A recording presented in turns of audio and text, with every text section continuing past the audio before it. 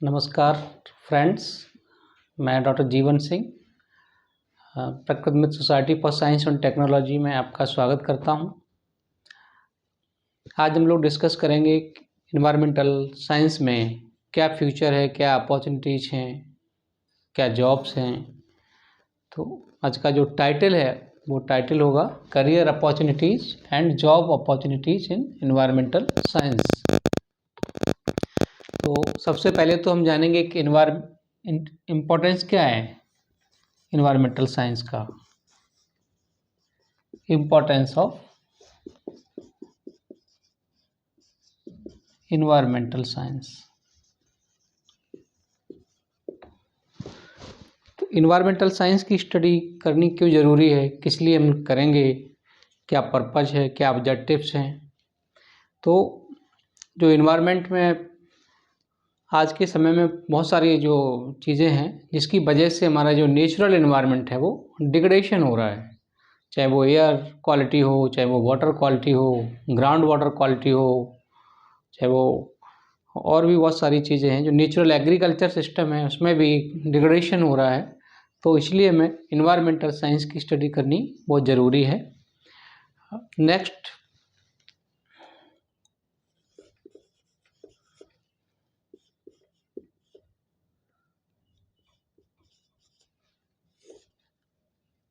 Job titles.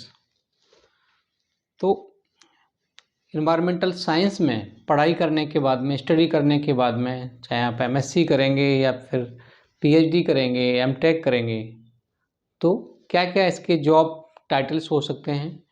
तो वो हैं,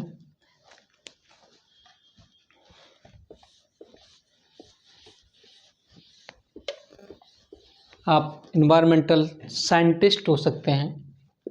इन्वायरमेंटल साइंटिस्ट,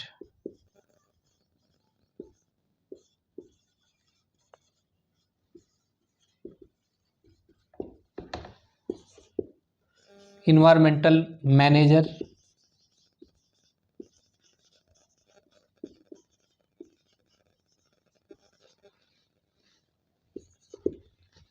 इकोलॉजिस्ट हो सकते हैं,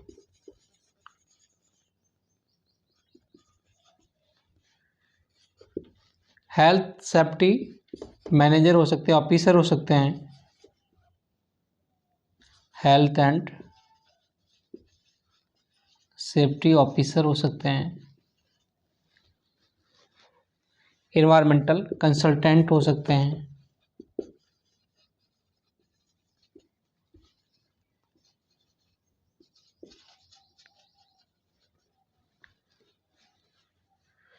तो इन्वायरमेंटल हेल्थ ऑफिसर क्या करते हैं, ये इंडस्ट्रीज में हेल्थ से इश्यू जो भी हैं, सेफ्टी हेल्थ से इश्यू पर ध्यान देते हैं कि किस तरह से हम किसी इंडस्ट्री में काम करके अपनी हेल्थ को भी प्रोटेक्ट कर सकते हैं। इकोलॉजिस्ट इकोलॉजी के बारे में स्टडी करते हैं। माइक्रोबायोलॉजिस्ट हो सकते हैं,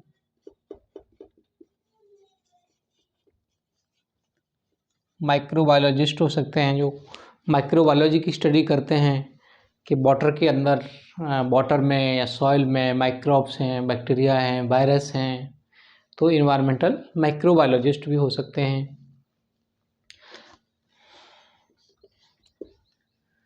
वाइल्ड लाइफ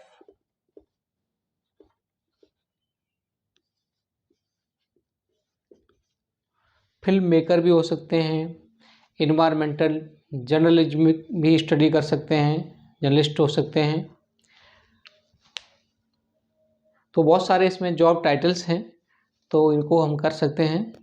इसके बाद हम आते हैं नेक्स्ट टॉपिक पर कि कहाँ कहाँ पर हमें जॉब मिलेंगे, कि जॉब अपॉर्चुनिटी कहाँ कहाँ पर होगी।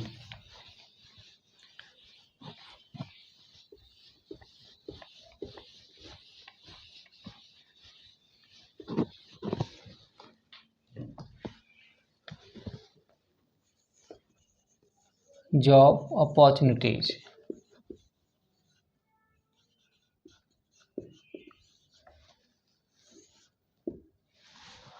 तो हमें कहाँ कहाँ पर जॉब मिलेगी, हम क्या क्या हो सकते हैं।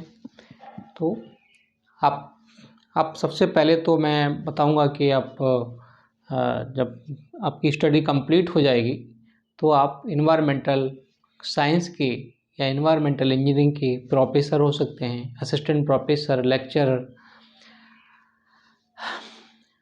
उसके बाद साइंटिस्ट हो सकते हैं।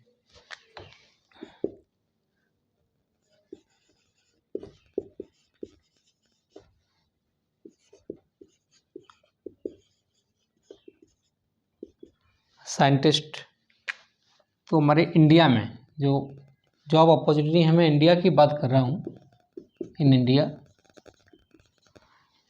तो हमारे कंट्री में आप कहाँ कहाँ प्रोफेसर हो सकते हैं, कहाँ कहाँ पर साइंटिस्ट हो सकते हैं। तो हमारे बहुत सारे आईआईटीज़ हैं, तो आईआईटीज़ में इन्वायरमेंटल साइंस के या इन्वायरमेंटल इंजीनियरिंग के फैकल्टीज़ का रिक्रूटमेंट होता है। एनआईटीज़ हैं, सेंट्रल यूनिवर्सिटीज़ हैं, IITs, NITs, central and state universities,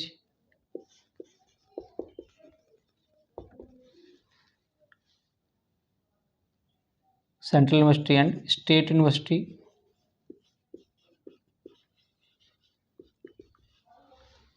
scientist कहाँ कहाँ पर हो सकते हैं?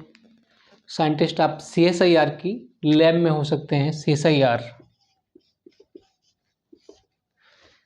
Council for science industrial research, ये बहुत सारे इसके CSIR के इंस्टीट्यूट हैं हमारे कंट्री में। जैसे national botanical research institute Lucknow में बहुत सारे इंस्टीट्यूट हैं। NBRI है, IITR है, इंडियन इंस्टीट्यूट ऑफ टॉक्सिकोलॉजी का रिसर्च लखनऊ। CDRI है, सेंट्रल ड्रग रिसर्च इंस्टीट्यूट। तो लखनऊ में बहुत सारे CSIR के इंस्टीट्यूट्स हैं। यहाँ पर आप लखनऊ में या ऑल ओवर इंडिया में आप साइंटिस्ट हो सकते हैं इन्वायरमेंटल फील्ड में।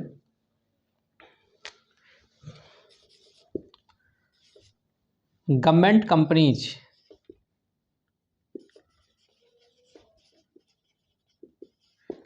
कंपनीज जो PSUs होते हैं, पब्लिक सेक्टर के जो कंपनीज हैं जो गवर्नमेंट के साथ में टाई अप रहता है, तो गवर्नमेंट कंपनीज बोल सकते हैं। तो गवर्नमेंट कंपनी जैसे NTPC हो गया, NTPC,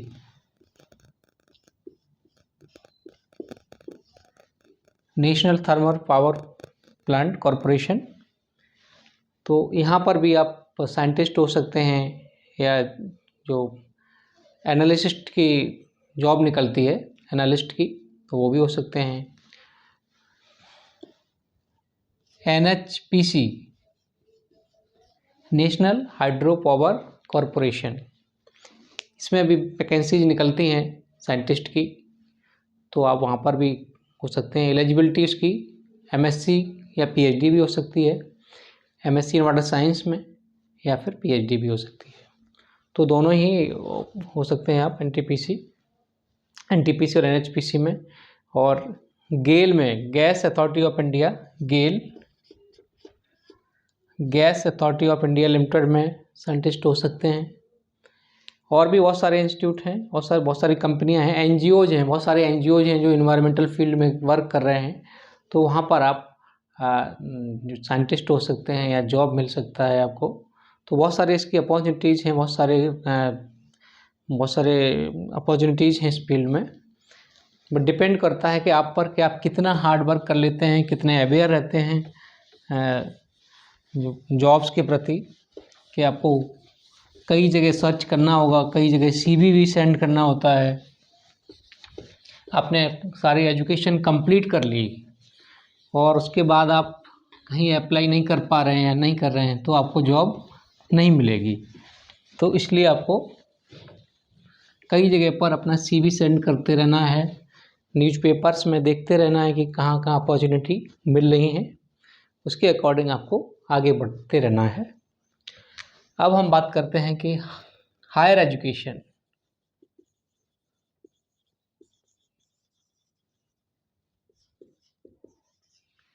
हायर एजुकेशन, तो हायर एजुकेशन में हम ग्रेजुएशन से शुरुआत करते हैं कि BSc, बहुत सारे यूनिवर्सिटी जो कॉलेज हैं जहाँ BSc इन्वायरमेंटल साइंस में भी होता है।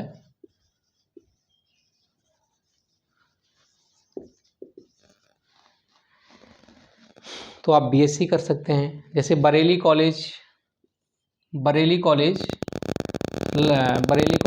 में बीएससी इन्वायरमेंटल साइंस है, जो आप बाकी सब्जेक्ट के साथ में एक सब्जेक्ट इन्वायरमेंटल साइंस का पढ़ सकते हैं। एमएससी इन्वायरमेंटल साइंस, इसके लिए एलिजिबिलिटी क्या चाहिए? इसके लिए एलिजिबिलिटी होनी चाहिए बीएससी इन साइंस। साइंस में आपने बीएससी किया हो, कि वो बीए करते हैं लोग, तो बीए या बीकॉम के बाद आप एमएससी इन्वायरमेंटल साइंस में नहीं कर पाएंगे, क्योंकि इसकी एलिजिबिलिटी क्या है? BSc in science. वो बहुत सारी यूनिवर्सिटी ऐसी हैं, जैसे जेएनयू हो गया, तो वो मैथमेटिक्स बैकग्राउंड को भी सेलेक्ट करते हैं और बायोलॉजी के बैकग्राउंड के स्टूडेंट को भी सेलेक्ट करते हैं। बहुत सारी ऐसी यूनिवर्सिटीज़ हैं जो केवल बायोलॉजी बैकग्राउंड के स्टूडेंट को सेलेक्ट करते हैं। तो जैसे बाबा साहब भीमराव अम्बेडकर यूनिवर्सिटी है, यहाँ पर बायोलॉजिकल साइंस के स्टूडेंट्स को ही सेलेक्ट किया जाता है, मैथमेटिक्स के स्टूडेंट को नहीं लेते हैं। तो बीएससी होनी चाहिए एमएससी करने के लिए इन्वायरमेंटल साइंस में, एमएससी इन्वायरमेंटल साइंस करने के लिए।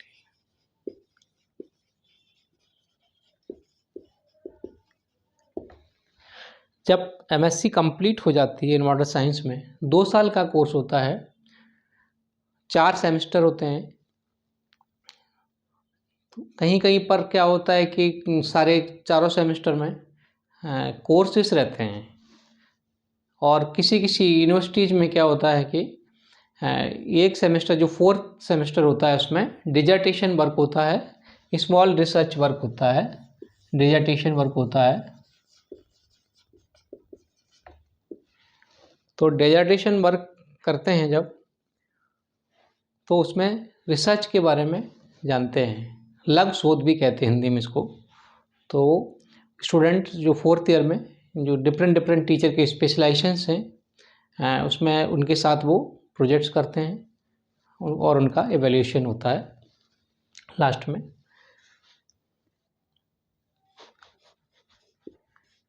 एमएससी के बाद क्या आप स्टडी कर सकते हैं?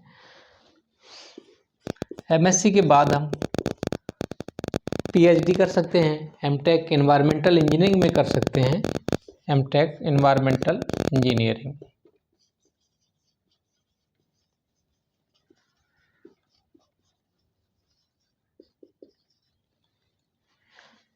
तो एमटेक करने के लिए आप सबको ये लग रहा होगा कि एमएससी के बाद इंजीनियरिंग कैसे कर सकते हैं। तो एमटेक बीएससी एमएससी ये बीटेक के इक्विवेलेंट माना जाता है। तो जब एमटेक करते हैं तो एमएससी हमें होना चाहिए। हम एमएससी इन्वायरमेंटल साइंस में हैं, तो आप एमटेक के लिए एलिजिबल हैं। एमटेक एनवायरमेंटल इंजीनियरिंग में कर सकते हैं। कहाँ से कर सकते हैं? आईआईटी में अगर एमटेक एनवायरमेंटल इंजीनियरिंग में करना है, आईआईटी एनआईटीज में, तो आपको गेट क्वालिफाई करना पड़ेगा, और गेट का कुछ स्कोर अच्छा होना चाहिए। कुछ भी स्कोर से नहीं एडमिशन होगा। कुछ आईआईटीज हैं, जैसे आईआईटी गुवाहाटी है, तो वो एंट्रेंस टेस्ट भी कराते हैं कि गेट का स्कोर थोड़ा ख़राब भी होगा, तो एंट्रेंस टेस्ट में अगर अच्छे मार्क्स आते हैं तो आपका एमटेक में एडमिशन आपको मिल जाएगा। लेकिन उसके लिए कंडीशन ये है कि साइंस स्टूडेंट जनरली क्या होता है कि मैथमेटिक्स नहीं पढ़ते हैं। 10+2 मैथमेटिक्स होना ज़रूरी है, कि अगर आपका 10+2 मैथमेटिक्स नहीं है तो आपको आईआईटी में एमटेक करने के लिए नहीं मिलेगा। फिर क्या करेंगे? फिर आप सोचेंगे कि मुझे आईआईटी में एनआईटी में नहीं पढ़ने को मिल रहा है, तो मैं कैसे क्या करूं? तो उसके बाद बहुत सारे और भी इंस्टीट्यूट हैं कि जहां पर मैथ का क्राइटेरिया हट जाता है एमटेक के बाद में।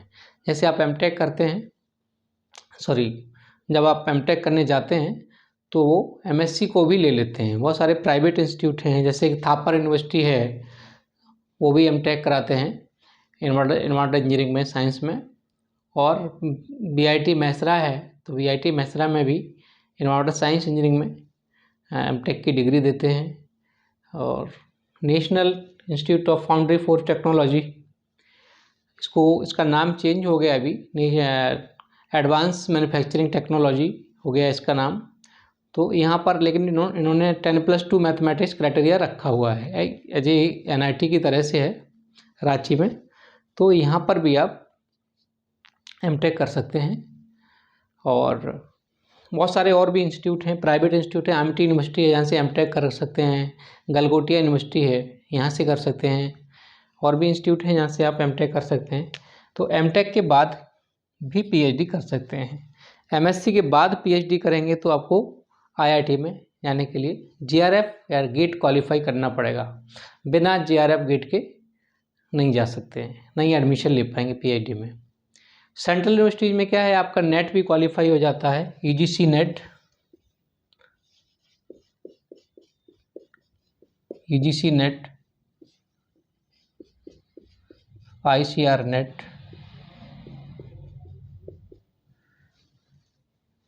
एग्रीकल्चर साइंटिफिक रिक्रूटमेंट बोर्ड भी एक नेट का एग्ज़ाम कराता है, तो आप वो भी क्वालिफाई कर जाते हैं तो आप PhD में एडमिशन के लिए एलिजिबल हो जाते हैं।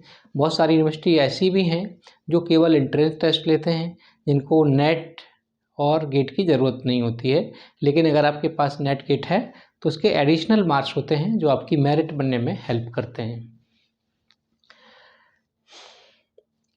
तो PhD में एडमिशन के लिए MTech के बाद में जब जाएंगे आप IITs में, तो क्या होगा कि आपका जो क्राइटेरिया है कि वो BTech होना चाहिए, गेट होना चाहिए, वो सारे क्राइटेरियाज हट जाते हैं। आप MTech के बाद एलिजिबल हो जाते हैं। बहुत सारे NIT जैसे IIT NIT हैं जो जनरली सिविल इंजीनियरिंग के अंदर ये MTech PhD कोर्स होता है इन्वायरमेंटल इंजीनियरिंग में। तो आप सिविल इंजीनियरिंग या फिर centre for environment, centre for energy, department of chemical engineering के अंदर कर सकते हैं। PhD के बाद क्या करेंगे, आप PhD भी कर ली तो PhD के बाद तो बहुत सारी अपॉर्चुनिटी और बढ़ जाती हैं कि आप साइंटिस्ट के लिए अप्लाई कर सकते हैं, फैकल्टी बन सकते हैं, आप दूसरे कंट्री में पोस्ट डॉक्टरल फेलोशिप के लिए जा सकते हैं। तो आपको अप्रोच करना रहता है थीसिस सबमिशन के बाद ही। PhD में थीसिस सबमिट कर देते हैं, उसके बाद अप्रोच करते हैं कि आप जो आपकी फील्ड के जो साइंटिस्ट हैं या प्रोफेसर्स हैं उनको ईमेल भेजेंगे, अपना CV भेजेंगे और अपना जो एक रिसर्च प्रपोजल भी बना के भेजेंगे कि हम क्या करना चाहते हैं, और उसी के अकॉर्डिंग वो रेस्पॉन्स मिलेगा आपको। बहुत सारे जो अदर कंट्रीज़ में बहुत सारे फैकल्टीज़ हैं, उनके साथ प्रोजेक्ट्स रहते हैं, तो वो अपने प्रोजेक्ट्स में रख लेते हैं पोस्ट डॉक्टर फेलोशिप के लिए। और इंडिया में भी पोस्ट डॉक्टर NPDF है, नेशनल पोस्ट डॉक्टर फेलोशिप है, जो SCRB DST से निकलता है, तो उसमें भी आप अप्लाई कर सकते हैं। और IITs में भी पोस्ट डॉक के लिए अपॉर्चुनिटी मिलती है PhD के बाद में। तो बहुत सारे इंस्टीट्यूट हैं जहाँ पर पोस्ट डॉक भी कर सकते हैं PhD के बाद में। तो ऑल ओवर एनवायरमेंटल साइंस में बहुत अच्छा फ्यूचर है। आप अच्छे से स्टडी करके आप अच्छी जॉब ले सकते हैं। इस लेक्चर को मैं यहीं पे स्टॉप करता हूँ और thank you for watching this video. और कोई भी इन्फॉर्मेशन है तो आप मैसेज से पूछ सकते हैं और चैनल को सब्सक्राइब कीजिए, जिससे कि जो हमारे आने वाले वीडियोज़ हैं वो आपके पास आ सकें, आपको तुरंत ही मिल सकेंगे। और आने वाले जो वीडियोज़ हैं, आने वाले लेक्चर्स में मैं एनवायरमेंटल साइंस नेट पे फोकस करूँगा कि जो नेट के टॉपिक्स हैं, नेट का सिलेबस है, तो हम नेट के सिलेबस को कैसे कवर करेंगे। Thank you.